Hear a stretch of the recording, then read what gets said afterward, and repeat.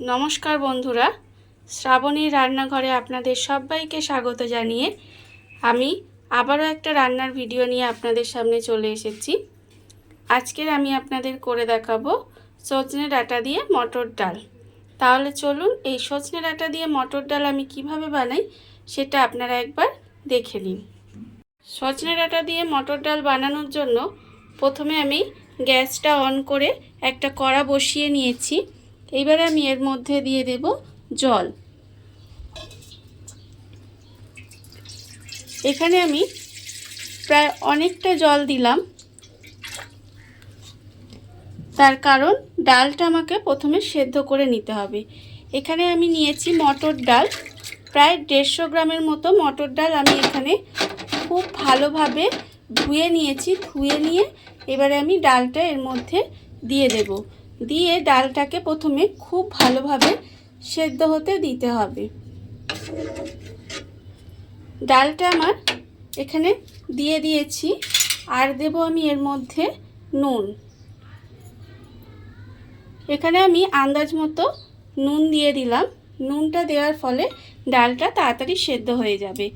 এই অবস্থায় আমাকে ডালটা প্রথমে খুব ভালোভাবে আগে সেদ্ধ করে নিতে হবে। ডালটা আমার সেদ্ধ হয়ে গেছে, কিন্তু পুরোপুরি সেদ্ধ হয়নি, দেখে বুঝতেই পারছেন প্রায় 70% সেদ্ধ হয়েছে। এইবারে এই অবস্থায় আমি এর মধ্যে দিয়ে দেব, এখানে দেখুন আমি কুমড়োগুলো সরু সরু করে কেটে রেখেছি, সেই কুমড়োটা আমি এর মধ্যে দিয়ে দিলাম। আর আমি এর মধ্যে দিয়ে দেব সজনে ডাঁটা। এখানে আমি সজনে ডাঁটা একটু লম্বা লম্বা করে কেটে রেখেছি, সেই ডাঁটাটাও আমি এর মধ্যে দিয়ে দিলাম। দিয়ে এবারে ঢাকা দিয়ে এটা আবারও ভালোভাবে সেদ্ধ হতে দিতে হবে। ডালের মধ্যে কুমড়ো আর সজনে ডাঁটাটা আমি দিয়ে দিয়েছিলাম, দিয়ে কিছুক্ষণ রান্না করে নিয়েছি। এর ফলে কুমড়োটাও ভালোভাবে সেদ্ধ হয়ে গেছে, আর এখানে সজনে ডাঁটাটাও সেদ্ধ হয়ে গেছে, আর ডালটা যেটুকু বাকি ছিল সেটাও কিন্তু পুরো সেদ্ধ হয়ে গেছে। এবার আমি এর মধ্যে দিয়ে দেব টমেটো, একটু কুচি করে রেখেছিলাম, সেই টমেটোটা আমি এর মধ্যে দিয়ে দিলাম। দিয়ে এবার আবারও কিছুক্ষণ এইভাবে একটু রান্না হতে দেব। টমেটোটা দিয়ে প্রায় 5 থেকে 10 মিনিট মতো একটু রান্না করে নিয়েছি। এইবারে আমি ডালটাকে আলাদা করে ঢেলে রেখে দেব। ডালটা আমি এখানে আলাদা করে ঢেলে রেখে দিয়েছি, আর অন্যদিকে আবারও কড়াটা ধুয়ে আমি বসিয়ে দিয়েছি। এবারে আমি এর মধ্যে দেব সর্ষের তেল। এখানে প্রায় আমার 2 চামচের মতো সর্ষের তেল দিয়ে দিলাম। এবারে তেলটাকে আমি একটু গরম হতে দেব।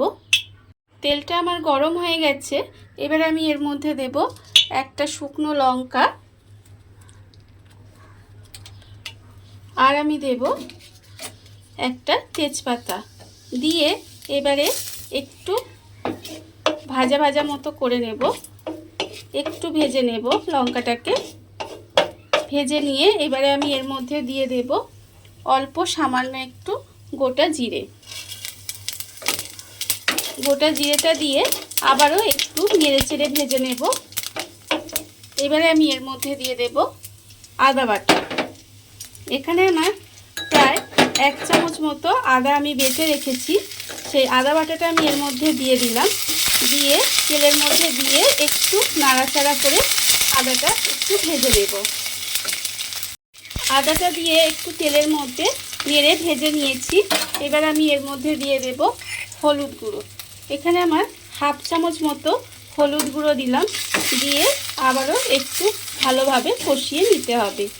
আর আমি এর মধ্যে দিয়ে দেব চিনি। এটা যেহেতু নিরামিষ ডাল, তাই আমি এখানে 1 চামচ মতো চিনি দিলাম। দিয়ে এবার এই সমস্ত জিনিসগুলো আমাকে একটু কষিয়ে নিতে হবে। মশলাটা আমি খুব ভালোভাবে কষিয়ে নিয়েছি। এইবারে আমি এর মধ্যে যে ডালটা এখানে সেদ্ধ করে রেখেছিলাম, সেই ডালটা আমি এর মধ্যে দিয়ে দিলাম। দিয়ে এবার এটা খুব ভালোভাবে মিশিয়ে দেব। মিশিয়ে একটু রান্না হতে দিতে হবে। ডালটা ঢেলে আমি প্রায় 10 মিনিট মতো রান্না হতে দিয়েছিলাম। ডালটা আমার প্রায় রেডি হয়ে গেছে। এবারে আমি এর মধ্যে দিয়ে দেব 2টো কাঁচা লঙ্কা। এখানে আমি দুটো চেরা কাঁচা লঙ্কা রেখে দিয়েছি, ডালের মধ্যে দিয়ে দিলাম। দিয়ে এবারে গ্যাসটা অফ করে দিলেই কিন্তু ডালটা আমার রেডি হয়ে যাবে।